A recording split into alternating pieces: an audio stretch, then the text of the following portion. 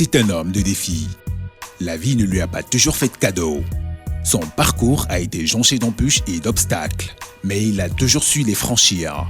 Martin Kamumim dit tout dans le gros plan. On va dire bienvenue à Marabout. Quel est l'univers des maisons de production au Cameroun? Quelles sont leurs contraintes au quotidien? Quel rapport entretiennent-elles avec les chaînes de télé? C'est la grande enquête du Zoom. J'ai l'occasion de remercier l'équipe de Travelling qui nous suit depuis quelques jours déjà. Travelling qui est une émission diffusée sur Vox Africa.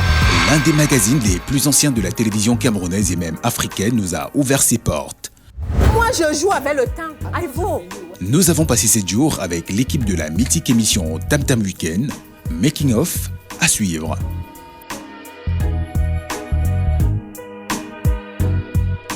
En fin d'émission, rendez-vous avec votre zapping télé et radio. Alors, ne zappez pas. Travelling, c'est tout de suite. 5, 4, 3, 2, 1, ça tourne! C'est les vacances, on en profite, mais pas de vacances pour votre émission. Bienvenue dans la plus belle ville du monde. Travelling est aujourd'hui dans les rues de Paris.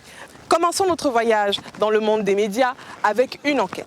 Sur nos écrans, nous avons accès à des films, des séries, des jeux télévisés, des reportages, des documentaires et j'en passe. Merci qui? Merci les maisons de production. Ce sont elles qui livrent la majeure partie du contenu diffusé sur les chaînes de télé. Leur organisation est fragile, voire inexistante, mais certaines d'entre elles se débattent à rester sur ce créneau. Quels sont les rapports entre les chaînes de télévision et les maisons de production? Quel est le quotidien au sein des maisons de production? Et quel est le rapport véritable dans l'univers audiovisuel camerounais? Entre Yaoundé et Douala, Aïcha Sangou et Brice Fotso ont mené l'enquête.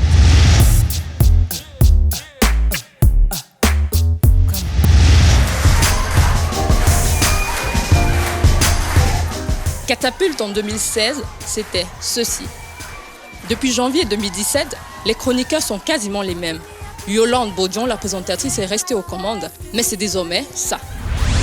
Changement de décor et de diffuseur aussi. Exit Canal 2, le programme est désormais diffusé sur CRTV.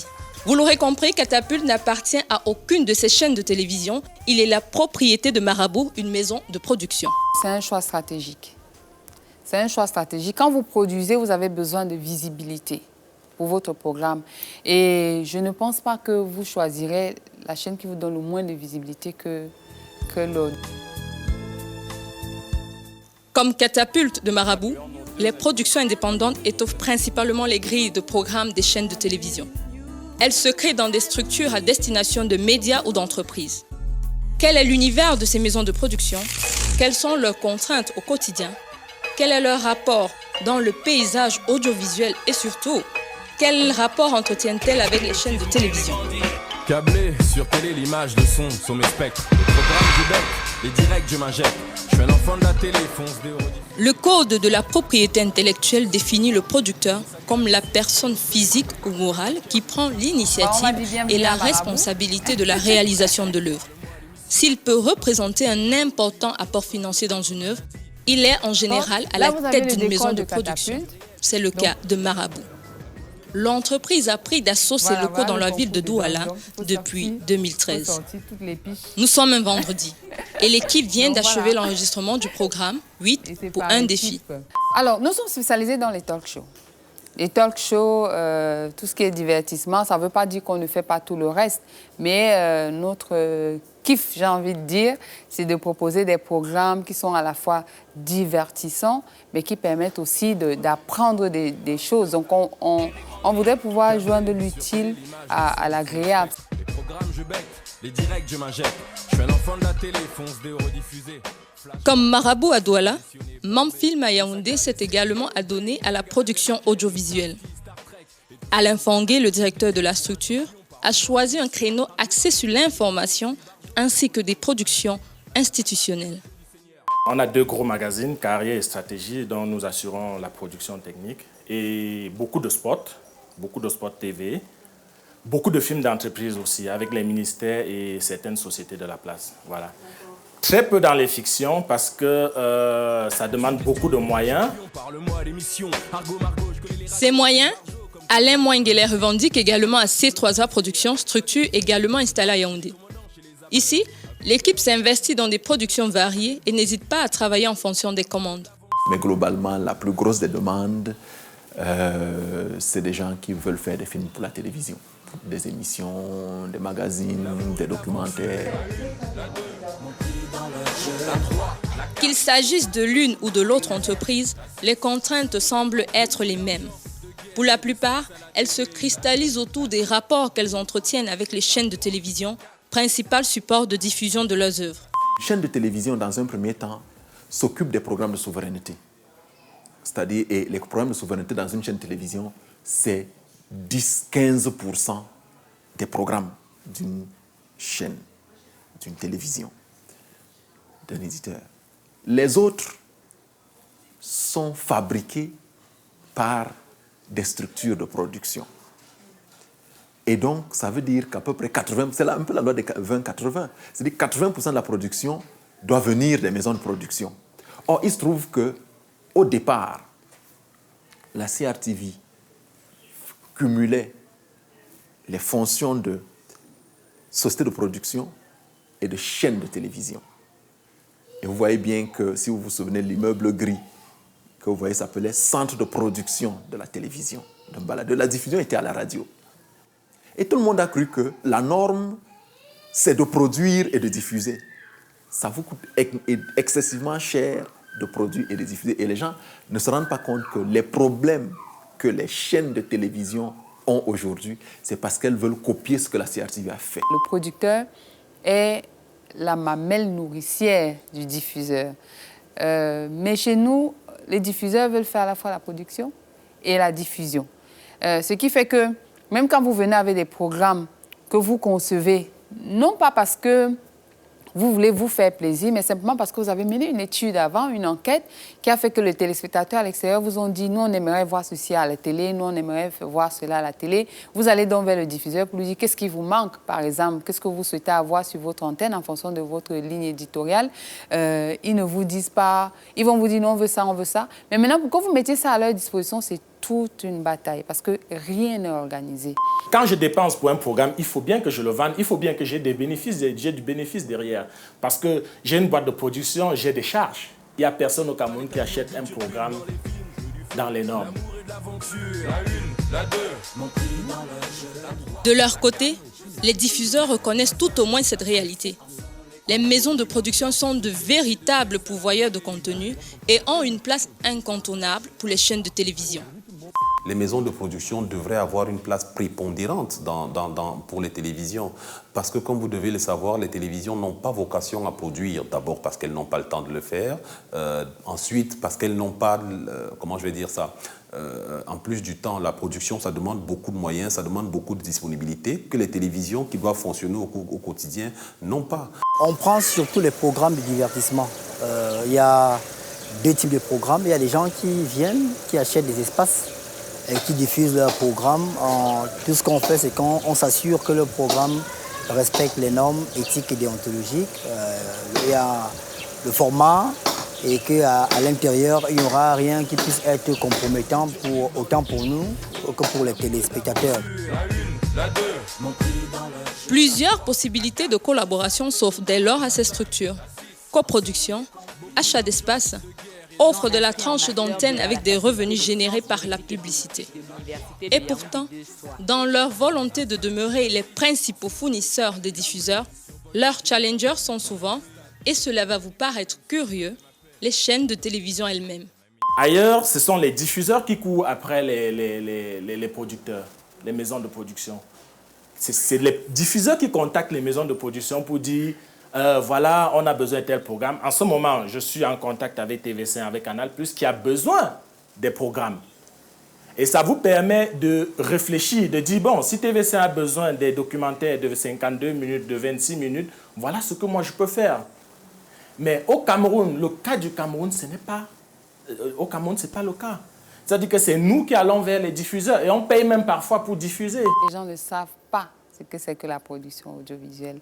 C'est un métier qui, à mon sens, est mal connu. Donc, ce qui fait donc que quand c'est mal connu, du coup, on ne comprend pas. Du coup, on ne vous donne pas la valeur, on ne donne pas la valeur à ce que vous faites. C'était Michel Egas à la chanteuse J. En 2015, Alain Mouangué a eu une expérience douloureuse avec la diffusion de son programme Défi et Décibel, et notamment avec le non-respect des engagements du contrat. Vous avez une émission qui doit passer à 21h15, elle passe à 23h, et puis on essaie de vous justifier ça par des choses totalement abracadabrantesques. Et on a donc dit, après 5-6 diffusions, déprogrammer et reprogrammer sans informer le public. Écoutez, on arrête jusqu'à ce qu'on remette la balle au centre. Accusez, levez-vous. À la barre donc, messieurs et mesdames les diffuseurs. D'abord, Spectrum Television. Ici, la responsable des programmes encourage les productions externes de la chaîne d'une qualité technique imparable. Il ne faut pas perdre de vue que nous sommes une chaîne privée. Ce n'est pas aisé de débourser et de donner, payer le prix qu'il faut, parce que nous connaissons, en tant que chaîne de télé, nous connaissons les contraintes des chaînes des productions. Donc ça demande beaucoup de ressources. Et voilà, quand on a un producteur indépendant qui vient nous proposer ses contenus, il s'attend également à rentrer dans ses coûts. Ce n'est pas toujours évident. Chaque fois qu'on achète un contenu, nous sommes une chaîne privée, il faudrait qu'il y ait un retour sur investissement. Donc, on a toujours tendance à prendre des contenus qui peuvent être facilement commercialisables. Ailleurs, la prudence reste de mise dans la collaboration avec les producteurs indépendants. Les chaînes de télé, qu'elles soient publiques ou qu'elles soient privées, n'ont pas les moyens d'acheter des programmes au prix qu'ils valent. Ce n'est pas possible.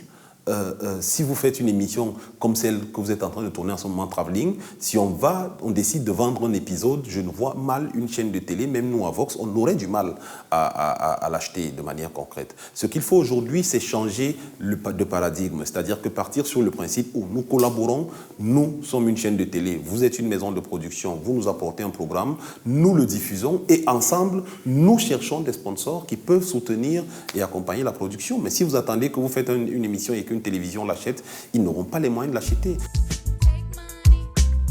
Cette collaboration entre les maisons de production et les chaînes de télévision s'exprime de cette manière depuis belle lurette. Gérard Nguélé baigne dans cet univers depuis plusieurs années. Producteur et directeur de Tropic Film, il a à son actif de nombreuses productions diffusées sur plusieurs chaînes de télévision au Cameroun comme à l'étranger.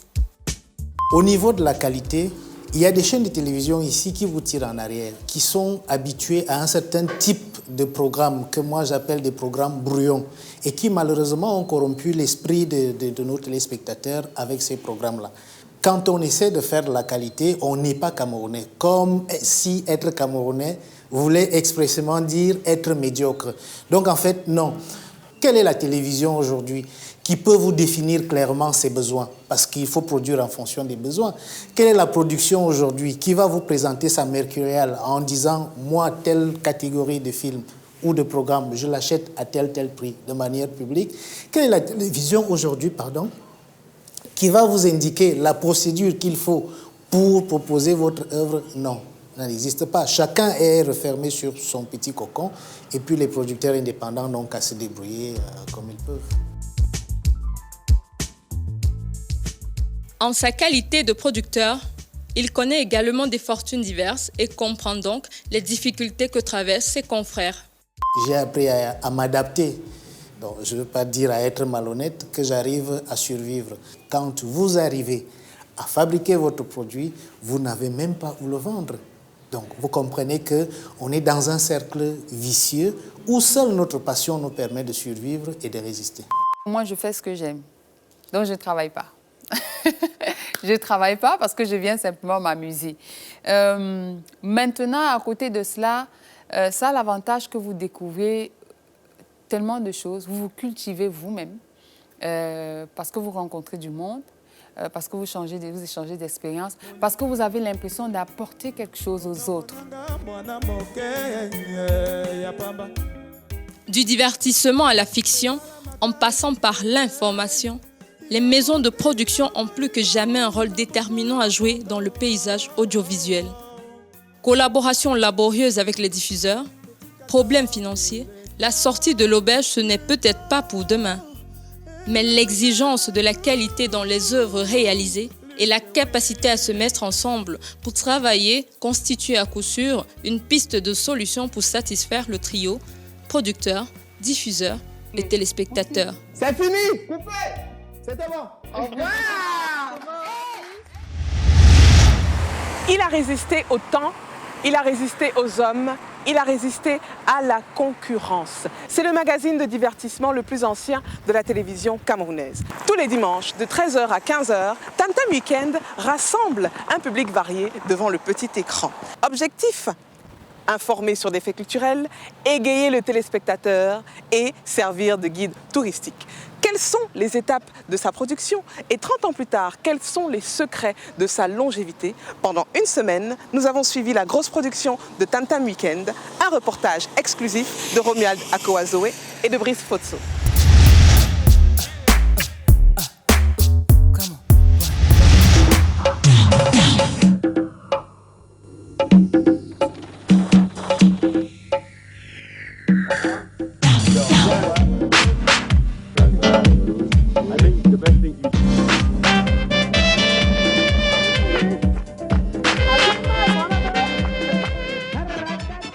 Ça résonne dans les esprits des téléspectateurs depuis les années 80.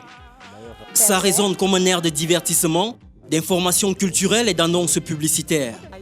Ça résonne tous les dimanches après-midi au Cameroun et dans le monde entier. Comment est produit Tam Tam Weekend? Quels sont ses objectifs? Qu'est-ce qui fait sa particularité? De la conception à la diffusion, des moments de stress au ouf de soulagement, du regard de la nouvelle génération aux confidences des pionniers, plongé dans les recoins les plus intimes du talk show, le plus ancien et l'un des plus populaires de la télévision camerounaise.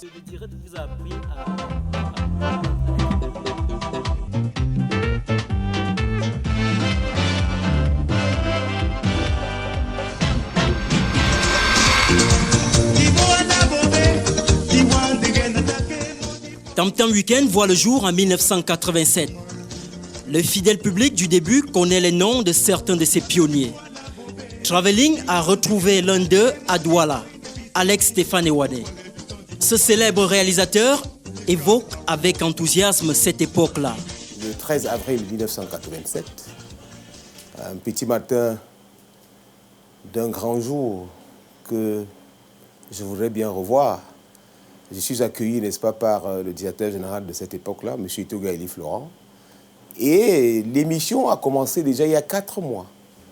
L'émission est réalisée par un certain Léopold Tamba, mais qui ne mettra que 4 mois avec comme présentateur Barbara Nkono, Rémi Minko, Claire Nzingue et même le grand Eric Tchindi.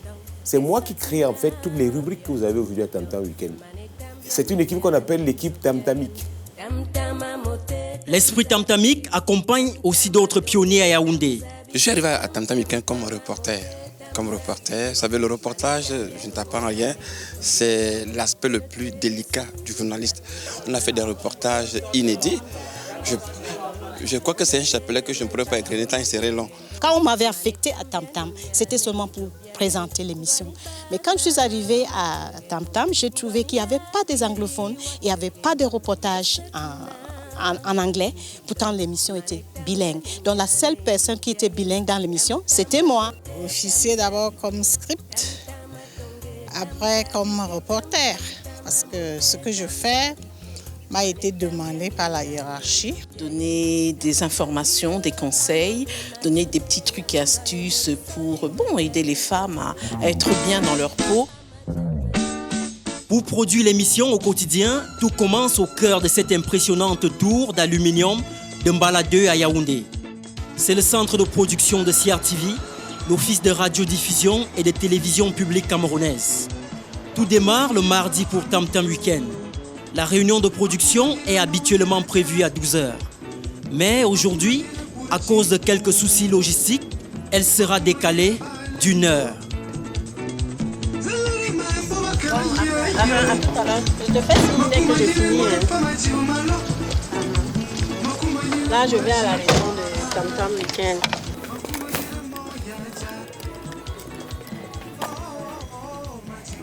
Bonjour. Il est 13h02. La réunion de production de Tam Tam Weekend commence. Toute l'équipe est au complet. Je n'ai pas du tout aimé. Donc, Ivo, je pense qu'on doit revoir de très près cette rubrique-là. Première séquence, le bilan et les remarques liées à l'émission précédente. Aspect technique, domaine rédactionnel, présentation du programme, tout est décrypté avec minutie et humour. Quand je vois, je dis ne prends pas la cam 4 là. Ils vont en train de parler, tu vois un peu. Mais parfois, écoute, tu parles à qui? À Gwendoline? Si je ne te prends pas, je dois prendre Gwendoline. Et Gwendoline sera contente de regarder. Ivo, tu comprends? Ivo, fais moins de... J'ai suivi comment vous avez lancé l'alerte. Oui. Oh non. Gwendoline avait encore elle a chaud pour parler. Moi, je joue avec le temps. Ivo. Moi, je suis fou dans l'animation. Je m'excuse. Non, on aime ça. Je suis un peu fou. Non, on aime ça. Oui, mais c'est ça, je suis un peu fou. Mais vous allez voir que quand ça marche, vous ne voyez pas. Le jour où le micro cale et que vous voulez que je récupère. Ou le doigt. Et que je dis le doigt, je commence à dire que oui, bon, lever le doigt, on faisait ça à l'école, puis on demandait tel. Vous devez me féliciter pour l'inspiration. Oui, oui. La seconde partie des échanges concerne le menu de la prochaine émission. Divers sujets sont proposés, y compris ceux qui n'ont pas pu être diffusés lors de l'édition précédente.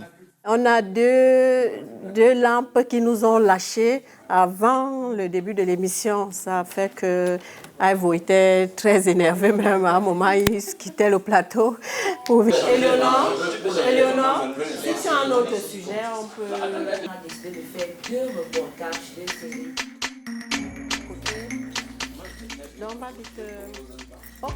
Après l'adoption du menu, l'ensemble sera soumis à la hiérarchie pour validation.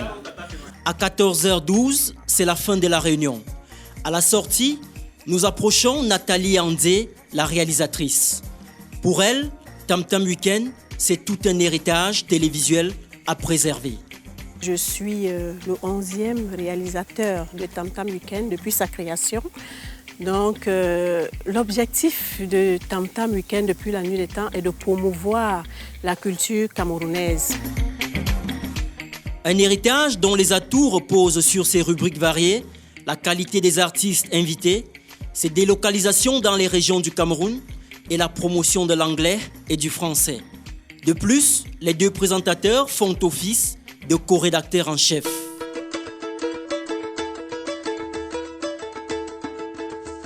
Nous sommes mercredi, jour des reportages sur le terrain. Il est 18h, passé de 3 minutes. Julien Abamofoué, caméraman, attend déjà les membres de l'équipe de reportage. Au même moment, la réalisatrice et d'autres collaborateurs s'activent à régler d'autres aspects de l'émission. 10 minutes plus tard, l'équipe de reportage est prête à partir. Ils se rendent à Ekoudou, quartier de Yaoundé au Cameroun, au lieu dit Briqueterie.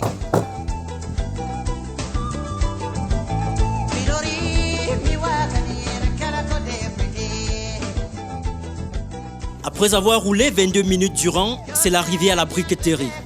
Direction, le ministère du soya, non local de viande grillée, à l'air libre. Nous sommes de la CIA TV et c'est pour l'émission Tam Tam Weekend. Ça vous dit? Ok, donc placez-vous là et vous allez me répondre à 1 ou 2 questions. Là au milieu. Bon Ramadan. Il est 18h53. Le reportage se poursuit en pleine nuit, au milieu de rues peu éclairées. Mais rien ne freine nos reporters. Comme des chercheurs d'or, ils fouillent sans relâche des personnes à interviewer et à filmer. On voit que vous êtes en train d'aller prier. Comment vous gérez souvent votre business vis-à-vis vos horaires de prière? On laisse les marchandises aller prier. Ok, Ok, là-bas devant, comme il y a beaucoup de gens ici. Je te propose des plans, parce qu'après, si vous avez dit qu'il n'y a pas de plans. Même les moments de prière sont capturés par leurs caméras.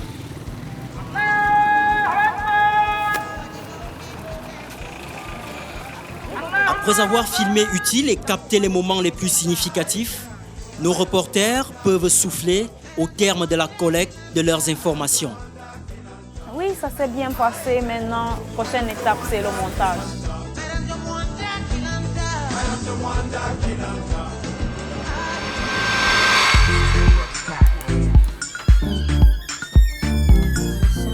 Jeudi, jour de montage. Le visionnage de l'ensemble des éléments s'effectue le lendemain. Il est 14h07. Durant cette séance, la reporter déjà a rédigé son sujet de la veille. Après quelques corrections, beaucoup de concentration, place à la prise de son. As they claim, managing various businesses during this period of the Ramadan fast has not been easy, except. Quand on rentre du terrain, on écrit notre papier, on le fait lire à 1 ou 2 personnes et après on passe au banc de son. Maintenant, pour mettre le son. Et après, le technicien de son traite le son pour ajuster la voix et tout ça avant de passer au montage. Pendant le montage, il faut sélectionner les images et les coller par rapport à l'écriture, en fait, à ce qu'on dit. Dans une heure, mon papier sera prêt pour dimanche. Nous sommes dimanche, jour de diffusion. Il est 12h32. 30 ans que ça dure et pourtant, le stress reste présent comme au premier jour. Mais le genre que les écrans me suivent aujourd'hui, je suis star. Hein? Mais tu sais qu'il n'est pas de l'autre côté, non? Ah ouais, il ça. Pourquoi tu me filmes? Bon, Ivo, maquille-toi rapidement dans 5 minutes. Monsieur Ivo, maquillez-vous rapidement.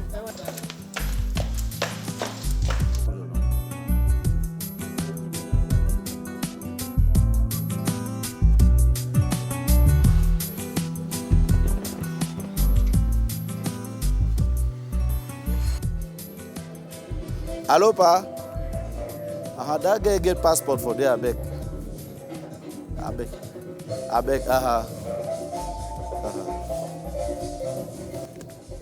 Bon, on lance. Gwendoline, dans 2 minutes. Ivo, je vais lancer mon générique. Non, je vais vous faire signe dans quelques secondes. Oh bien, reste à l'antenne, je vais lancer. Viviane? Oui, je vais faire le décompte. Non, tu restes en stand-by.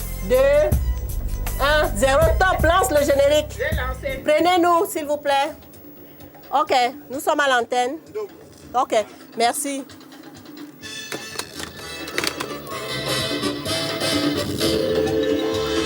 Mamia, quel est ton Dieu, va? Mets ta chaise là. Oui.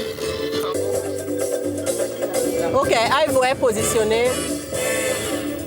Plateau, Gwendoline. Good afternoon, ladies and gentlemen. It's Tam Weekend once again on your TV screen. Merci. Now I'm sure you might be wondering. Merci, mon ingénieur. What is happening to Gwendoline this afternoon? What is happening to me is it's the festival of the Ramadan. Nathalie, bon après-midi. Oui. Je te prépare déjà le type de... Prends-moi la camcade. Le TGG. Voilà. Ouais. Un peu partout, mais également le très grand général Amapur. Et puis on parle. Le Sénat là. Justement. Merci d'être là ce dimanche, chers téléspectateurs. Et l'émission ne fait que commencer, hein. Voilà. Général Amapero. Viens avec.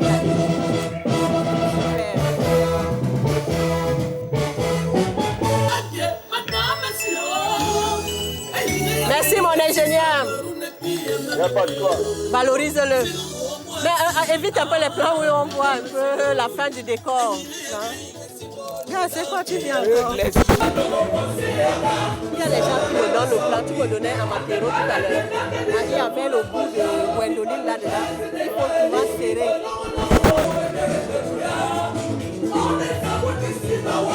Tu me donnes quel plan? Le plan large. Quand tu me donnes le large. De temps en temps, tu essaies de me valoriser. Tu essaies de m'ouvrir vraiment pour qu'on voit même les...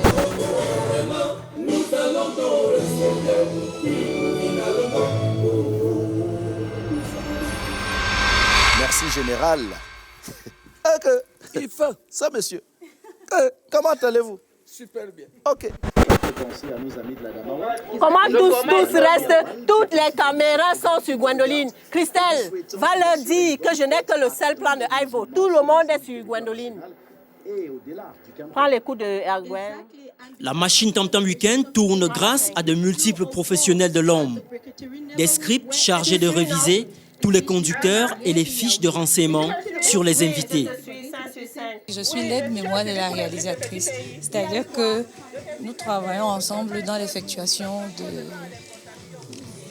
de tout le déroulement du programme de l'émission. Passy.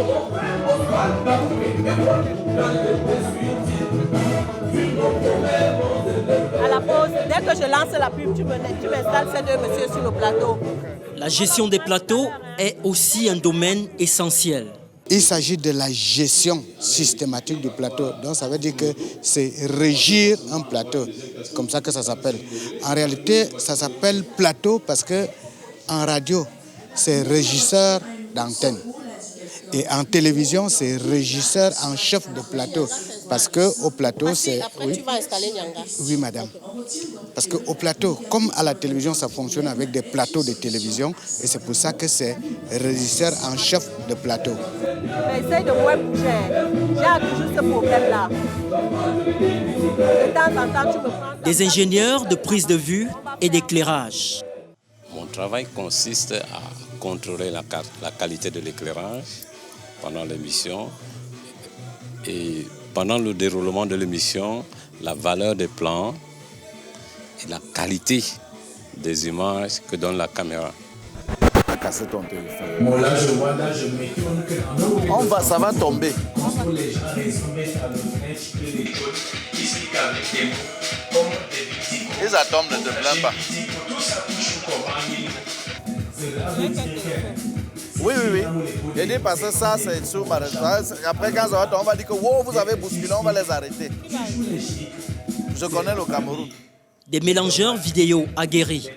Le mélangeur vidéo a pour rôle de passer une image à l'autre après plusieurs sources, c'est-à-dire des sources de caméra, des sources de magnétoscope, une autre source annexe, c'est-à-dire passer une image à l'autre à l'antenne pour la diffusion.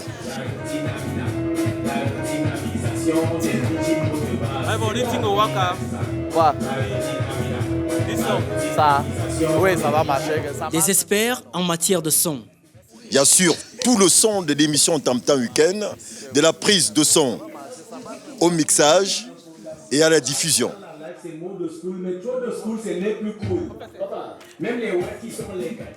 Le même professionnalisme est attendu au niveau du lancement des éléments. C'est la réalisatrice qui donne les éléments, oui, sur un conducteur. Le même engagement est visible chez les câblemen. Quand je viens et que le plateau est déjà disposé, mon premier rôle, c'est de disposer les caméras selon les positions que le réalisateur veut créer sur le plateau. Lancez la pub. Merci. Ouf. Mamia, là j'ai le conducteur de CMCA avec ces pubs que je dois respecter à la lettre. Donc toutes ces pubs doivent passer. La CMCA, Certified Marketing Communication Agency, n'est pas la police à l'émission Tam Tam Weekend. Non. Nous travaillons en harmonie pour rentabiliser notre antenne. Merci à Madame Fondop également, à Christelle Mengel, Mamia. Bon, à dimanche prochain pour une autre édition de Tam Tam Weekend. Ah oui, ils l'ont embrouillé.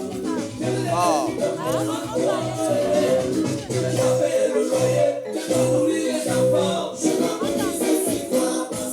N'en fais pas un problème.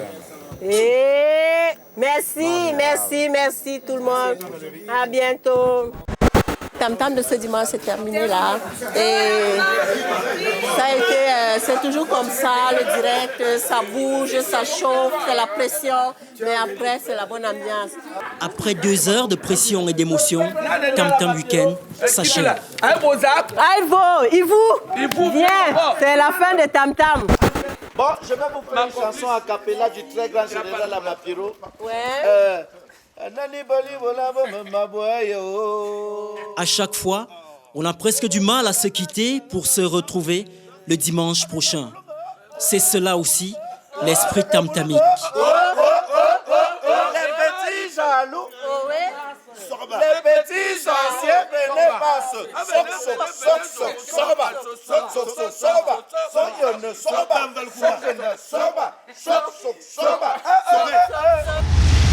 Afrique du Sud, Coupe du Monde 2010. C'est la traversée du désert pour tous les supporters du football camerounais.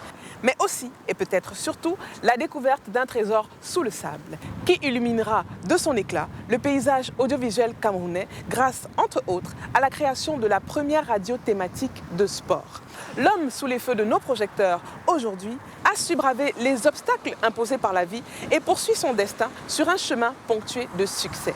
Entre 2 voyages, 2 activités, MCM pour les intimes, Martin Kamumim pour le grand public, c'est raconter, c'est laisser raconter. MCM, la griffe du sport, portrait signé Alexandra Tuileux, Céline Douala et Brice Fotso.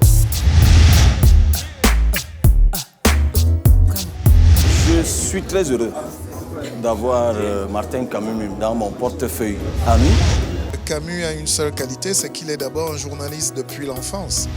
Exagérément méticuleux, il n'y a pas de détails qui ne passent pas au crible. Il n'y a pas de temps d'observation, il faut agir. C'est l'homme de l'action et du concret. Martin Kamumim, c'est quelqu'un d'assez rigoureux.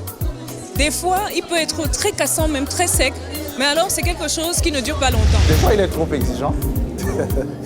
Même s'il pense du mal de vous, il ne va pas vous le dire. Il est très ingénieux. Il réfléchit, mais à une vitesse incroyable. Et ses idées, ça fuse. Waouh! Têtu. Martin Kamumim, c'est un très bon journaliste sportif. La première qualité, c'est l'exigence. Et la deuxième qualité, c'est la persévérance.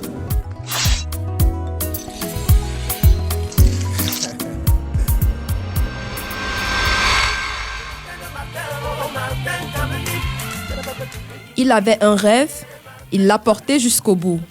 Il avait une voix, il n'a pas hésité à la suivre. Grâce à sa voix et à sa plume, il a réussi à surmonter embûches, craintes et regrets. Martin Kamumim est de ceux qui comptent dans le journalisme sportif au Cameroun, et même au-delà. Aujourd'hui, il caracole aisément dans ce domaine sur les premières marches du paysage audiovisuel camerounais. Sur le chemin de l'expertise, Martin Kamumim a livré et remporté l'une après l'autre de grandes batailles. Loin des cabines de reporters et de managers, entre 2 voyages, entre 2 activités, il a partagé avec nous ses acquis, ses frustrations et ses projets dans un métier qui ne l'a jamais quitté.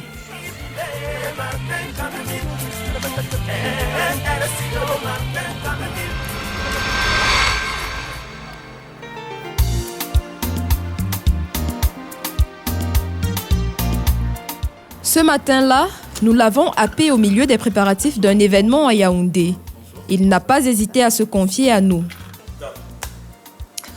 Je suis Martin Kamumim, journaliste commentateur de match. Je suis le patron de RSI Radio Sport Info. Je suis l'invité de Gros Plan sur Travelling. Eh bien, c'est un bonheur. Nous allons passer des bons moments ensemble. Au commencement, sa petite enfance. Tenez par exemple, il se prénomme La Fleur comme sa défunte mère. Depuis sa naissance le matin du 5 octobre 1973. Fleur, c'est parce que je suis né le 5 octobre.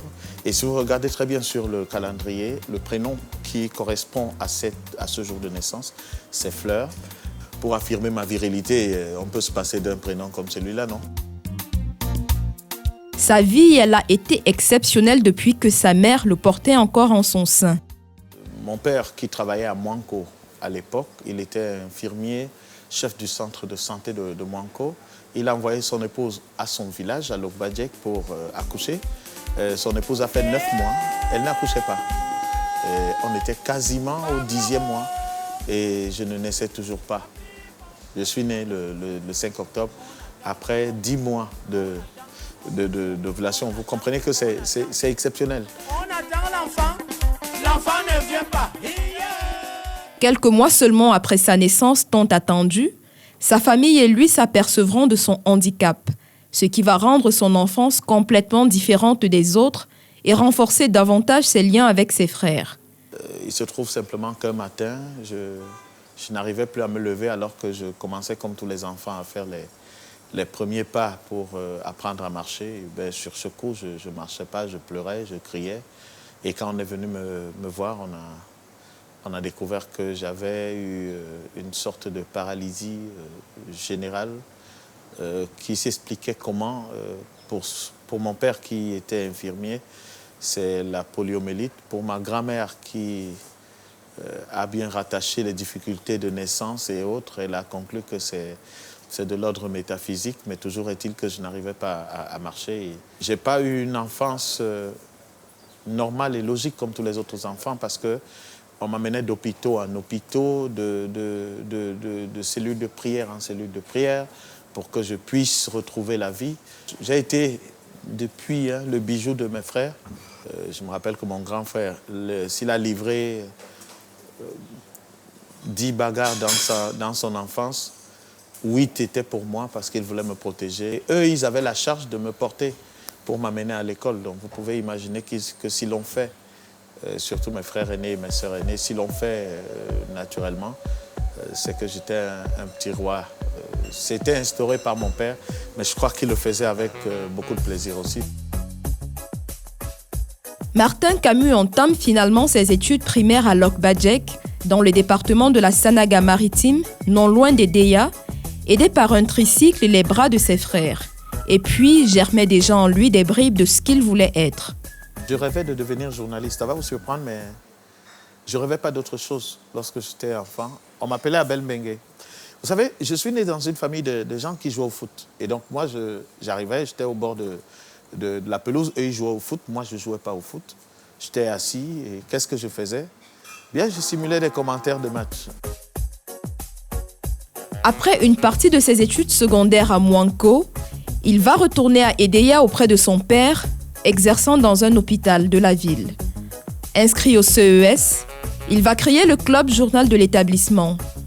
À ce jour, il est le seul à n'avoir jamais changé de couloir. J'étais, à proprement parler, avec toute la modestie, l'un des meilleurs élèves en littérature et en langue française. Et donc, du coup, quand il fallait constituer le club journal, c'était une passion. Et lorsque j'ai émis l'idée de mettre sur pied un club journal, ils ont trouvé que c'était tout à fait normal. En 1993, son baccalauréat en poche, Martin Lafleur espère passer le concours d'entrée à l'École supérieure des sciences et techniques de l'information ESTI à Yaoundé. C'était sans compter sur les moyens limités de ses parents et le préjugé selon lequel cet établissement était réservé. Avec un brin d'amertume, il va s'inscrire à l'université de Douala. Son père voyait en lui un futur avocat, mais lui, non. Et quand mon père découvre que je ne me suis pas inscrit en faculté de droit, il est fou de rage. Il est fou de rage, mais je finis par faire mon cursus normal. Et pendant ce temps, j'étais déjà correspondant de la FM 105, des radios, dans la Sanaga-Maritime à Edéa. Donc j'étais en réalité un journaliste accompli. Pendant qu'il est en quête de savoir à l'université, il côtoie déjà les antennes de CRTV Souelaba FM 105 à Douala. Les collaborateurs extérieurs, ils ne sont pas acceptés facilement à la CRTV. Et donc, du coup, on a le traitement qu'on a, on a des rêves qu'on a qui ne se réalisent pas. Je fais l'université et finalement, pendant que je fais, je suis également à Dicalo. Et voilà comment j'entre dans la profession. Mais la voie que j'avais voulu emprunter, elle ne s'était pas ouverte et j'ai choisi autre chose. À l'époque, le jeune journaliste rêve de faire son entrée dans la chaîne de service public. Le destin et les choix en ont voulu autrement. Armé de frustration et de désillusion, ce seul facteur va nourrir en lui la rage de devenir le meilleur. Je ne pense pas que si j'avais été à l'ESTIC, j'aurais eu la rage de gagner, peut-être parce que j'aurais été gagné par la diplômite que j'évoque souvent. Mais là, étant conscient que j'avais pris un chemin détourné, il fallait que je me déploie un peu plus vigoureusement pour pouvoir réussir et peut-être ça m'a aidé. Sur les bancs de la faculté de communication, dans les couloirs du campus, il a également rencontré quelques amoureux du journalisme. Je voudrais juste savoir où je te trouve aujourd'hui, parce que j'ai ton billet. Aujourd'hui, tous se fréquentent peu du fait d'emploi du temps plutôt chargé. Dans ses souvenirs, il y a aussi quelques enseignants qui l'ont influencé dans ses choix professionnels. Mon premier enseignant de journaliste s'appelle un certain Victor Minka, qui était, à l'époque j'étais élève à EDA, il était le conseiller départemental en communication à la préfecture d'EDA. Quand il a découvert ma passion pour le journalisme, chaque jour j'allais chez lui. Il m'enseignait tout du journalisme, chapeau, attaque, chute. À l'université, j'ai été marqué par 3 ou 4 enseignants. Le professeur Tchadé One, qui était un enseignant extraordinaire. J'aimais tellement l'écouter, il parlait bien, brillant. Il nous parlait de journalisme. Et comme c'était ma passion, j'étais enveloppé par la science qu'il dégageait. Monsieur Wakata, qui nous enseignait le marketing. Madame Metote, qui parlait comme le livre, et elle était très belle.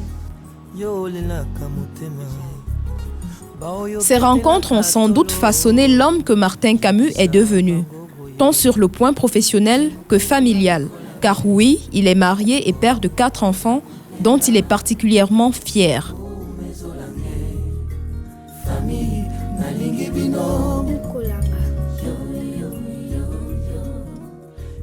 En tête de file, Roger, son fils aîné. Ma fierté personnelle, c'est le seul garçon que j'ai. Et il a décroché son bac à 15 ans, mention bien.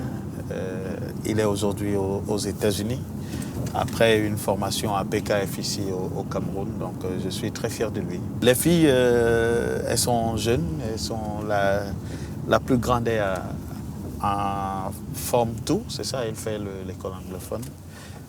Donc les autres, c'est Malaika. Félix, c'est celle qui suit, elle est au cours élémentaire 2. Et la dernière, Chelsea, elle est encore à la maternelle. Sur le terrain professionnel, Martin Camus Mime va commencer à mêler les domaines d'intervention. À FM 105, la radio d'abord, et ensuite dans le journal Dicalo.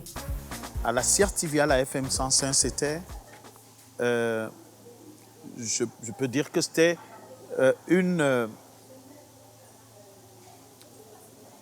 vraie rencontre avec le métier, parce que j'ai rencontré des professionnels qui ont accepté de guider nos premiers pas, d'autres professionnels qui ne l'ont pas accepté du tout, je n'en veux à personne, mais aujourd'hui que je vois les Jacques Locmont, les Serge Bida et Serge Bertrand-Pout, et tout cela ont formé une famille.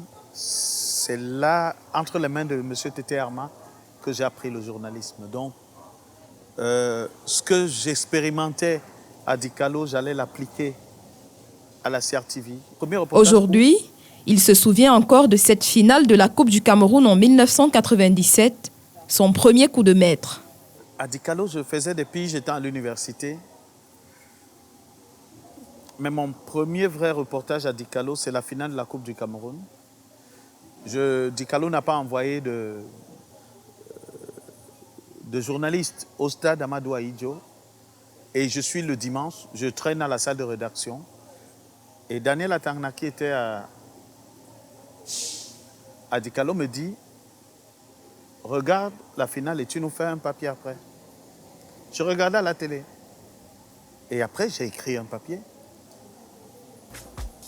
C'était mon véritable premier papier. Le nouvel homme du journalisme sportif est sollicité par la chaîne Equinox. Avec Nana Paul Sabin, il va proposer un projet éditorial pour la gestion de l'information sportive sur les antennes. Encore une autre occasion pour prendre sa revanche sur CRTV. pendant que j'étais en même temps à Dicalo, en même temps à la FM 105 et autres, Equinox lance un casting radio pour recruter des journalistes.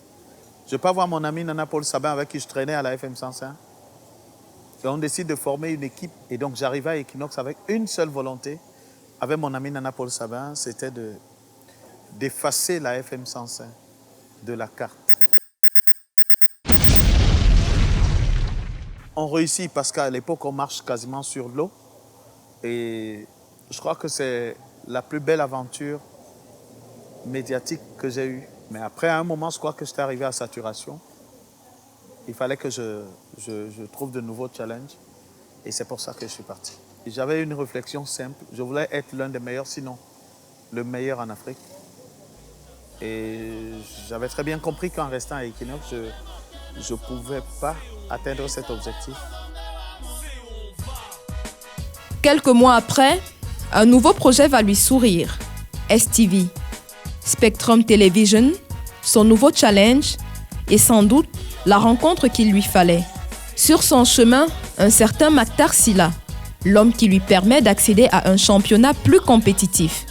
Martin Kamumim fait ainsi son entrée sur la scène internationale. Et quand je suis arrivé à STV, je n'ai pas fait 6 mois. Il m'a envoyé en stage non pas à Paris, au Sénégal. Je suis allé me former en commentaire des meetings d'athlétisme en télévision. Et toute l'histoire, la belle histoire de commentateur de match est venue de là. Parce que je rencontre là-bas un monsieur qui s'appelle Eddie Hamel, qui est subjugué par ce qu'il me voit faire. Et il me dit, je crois que tu es mieux dans le commentaire des matchs de foot. Continue de travailler, on verra. 3 mois après cette rencontre, Canal+ et CFI veulent recruter des commentateurs. Voilà comment on me met la puce à l'oreille. On fait les tests de recrutement et on nous dit que le meilleur ou le premier va commenter Bayern-Barcelone. À l'époque, Samuel était encore au FC Barcelone. Et il se trouve que je suis désigné pour commenter Bayern-Barcelone. Je fais mon premier commentaire avec Laurent Fournier, l'ancien entraîneur du PSG, et Romain Grimaud. 2010 sera à coup sûr la confirmation de la place qu'il se bâtissait silencieusement dans la profession. La Coupe du monde de football se joue en Afrique du Sud et il fait partie des commentateurs. Cette Coupe du monde a tout changé. Elle a tout changé parce que j'ai eu les propositions d'une entreprise au Cameroun pour aller travailler juste après la Coupe du monde. On me proposait un salaire qui était quasiment 3 ou 4 fois ce que je gagnais à STV à l'époque. J'ai refusé. Le journalisme lui avait tout donné. Il n'était pas prêt à le quitter. Il percevait quelque chose de plus grand à l'horizon. Canal+ va lui proposer un contrat de correspondant Afrique 1 mois après l'expérience sud-africaine. Le succès et Martin Kamumim cheminaient désormais côte à côte dans les vestiaires de la profession. Entre autres rencontres sportives, il y a le footballeur Samuel Eto'o-Fils, une relation devenue intimiste et fraternelle. Samuel, c'est une histoire particulière. Particulière parce qu'à l'époque où Samuel joue au FC Barcelone avec l'équipe nationale, je suis terriblement critique avec l'équipe nationale du Cameroun et des méthodes de gestion. On a des différends parce qu'il estime que j'en fais un peu trop. Jusqu'au jour où il découvre que dans la réalité, ce que je dénonçais était pire que ce que lui, il pensait. Il a très bien compris à la fin que je le faisais parce que j'aime le Cameroun. Il a les moyens d'acheter toute la presse au Cameroun. Après une escale à Vox Africa, en 2013,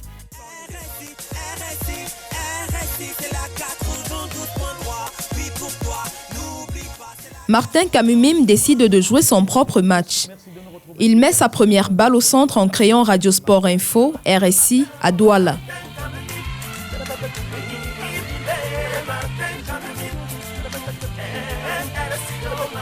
Lorsque Jean Lambernan quitte la scène en 2004, je souffre dans ma chair et dans mon âme. Parce que partout où je passe, j'entends des phrases. Ah, depuis que Jean Lambernan est parti, oh, il n'y a plus de journalistes sportifs de qualité. Tous, ils sont médiocres. Jusqu'en 2010, lorsque tout le monde me découvre, et chacun dit, ah, il y a au moins quelqu'un qui a suivi les pas de Jean Lamberna, Abednego Messan et autres. J'ai décidé d'ouvrir une sorte d'école de journalisme de sport à Douala parce que RSI est une radio, mais c'est une école de formation de journalistes. À peine je l'ai ouvert, 1 an ou 2 ans après, toutes les télévisions camerounaises sont venues puiser chez moi. Je peux dire que je suis l'un des rares, sinon le seul média dans ce pays, radio surtout, où il n'y a même pas 2 jours d'arriéré de salaire.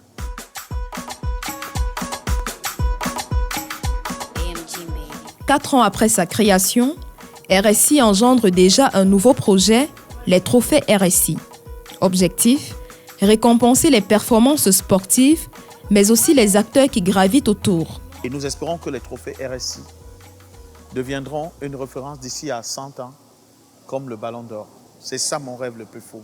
Vous avez permis à des millions de Camerounais de rêver.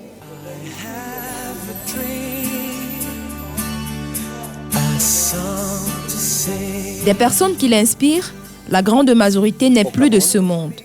Mais il en subsiste encore quelques-uns dans la corporation. Les journalistes qui m'inspirent, ça va être difficile à trouver. Parce que ceux qui m'inspirent ne sont plus de ce monde. Et bien évidemment, il y a un monsieur comme Charles Ndongo, jusqu'à aujourd'hui. Alain Bélibi, pour moi, c'est le journaliste accompli avec l'intelligence qu'il faut. Et je pense que oui, s'il fallait dire que quelqu'un m'inspire aujourd'hui dans le journalisme et qu'il exerce encore, c'est Alain Bélibi. Il avait un défi, se faire une place dans la société. Il avait une ambition, s'inscrire dans les esprits comme une référence du journalisme sportif. Même s'il a des regrets, lourds et visiblement pas tous cicatrisés,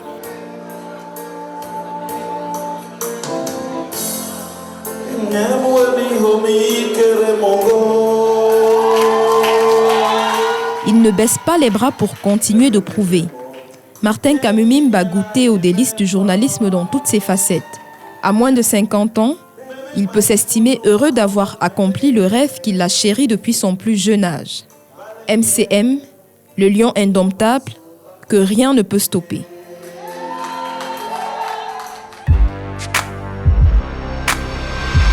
Si vous avez aimé, allez le dire aux autres. Si vous n'avez pas aimé, venez me le dire. C'était Martin Kamumim.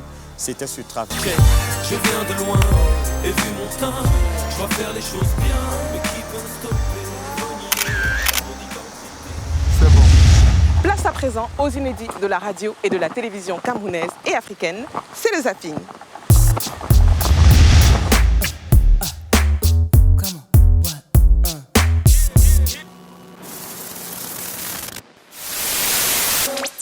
On appelle ça bobraba pour augmenter les fesses. Il y a d'autres aussi, il y a bassin et puis il y a des fesses.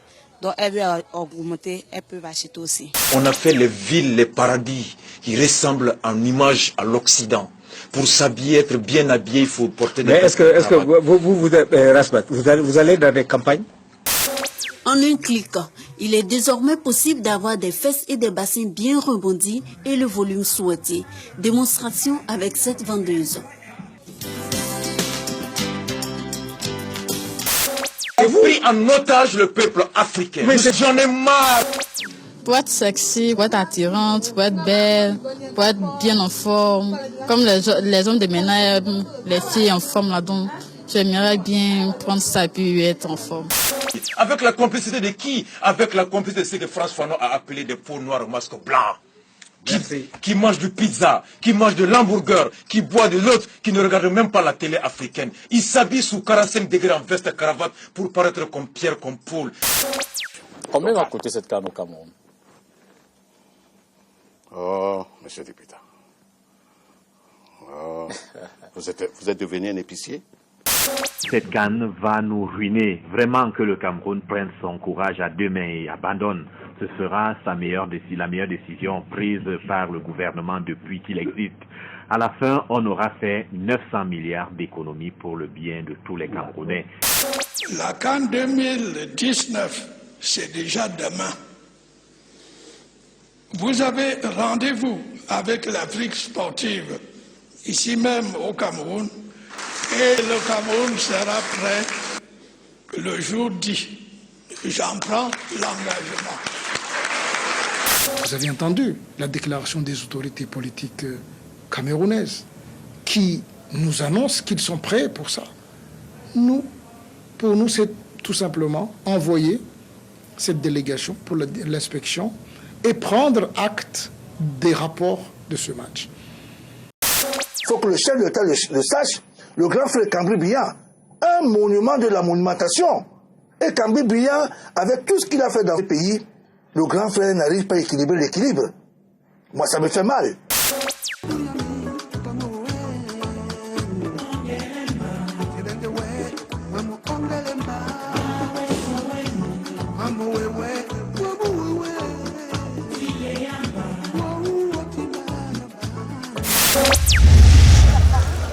Stop, stop, stop.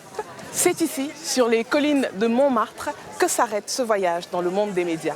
Merci à notre producteur Jean-Paul Chomdou, à la maison de production In & Out et à toute l'équipe de production ici à Paris.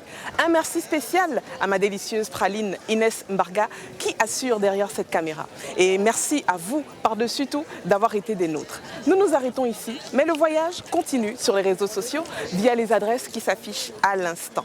Félicitations à notre follower le plus fidèle de ce mois qui gagne un t-shirt Travelling. Retrouvons-nous très bientôt pour un nouveau numéro tout aussi spécial. D'ici là, la télé continue, restez scotchés.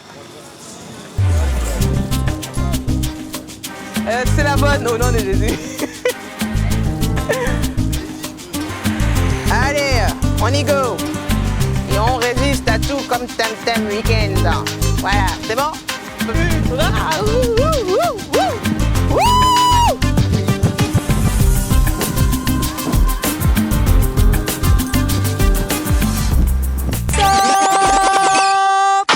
C'est fini. Oh, l'émission est finie, ouais.